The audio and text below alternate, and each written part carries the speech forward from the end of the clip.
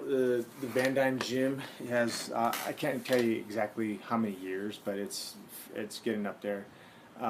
But right now, what we have is administration. It comes when it comes to that, it's volleyball, women's volleyball, and then you have men and women's golf, and then you do have an administrator here that does like Rachel Keys and then Amanda Johnstone. They do like academic advising. So we have that here. Eventually, they will host two more coaches, but at this point we haven't really decided on who would be here. This would be on the north side, and then on the south side we have, like I explained to you, men and women's water polo has taken over those offices there. We use one room in there for visiting teams.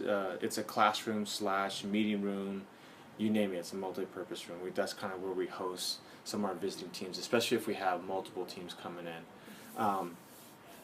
As of this year, this will only be women's volleyball and wrestling that would be hosted here for games. And maybe even a bi-yearly, or no, I would say a yearly basis. We do have companies that come out and service the bleachers. It is a big liability if patrons do come here, spectators come here, and they happen to slip or fall because a handrail wasn't tightened correctly or was not functioning correctly. It's negligence on our part that we didn't take care of it or we knew about it. We let it pass. So it's very important that when multiple groups use it, like conference events or even for you guys, that these things are in place, or we have a individual that comes out and services, and so we know they're operating correctly.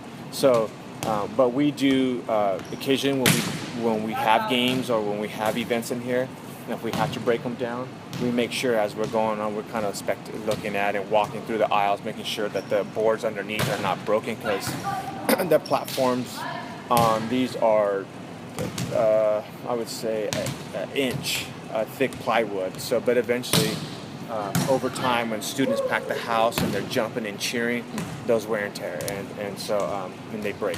So we got to monitor those for the bleachers. As far as the court, we do have a company that comes in. It's Pacific Flooring that comes in. They sand and do treatment, or correct boards that are maybe could be splintering, and that's why I was telling you earlier, we are on the last leg. We cannot sand any further.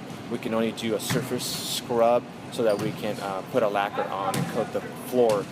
But we are on the last stage, and at this point, when things that are heavy, the boards will splinter, and so we don't need anyone to be impaled by a piece of wood here. But they do come in and look to see, hey, this board right here is cracking in multiple areas. We need to take it out and put a new one.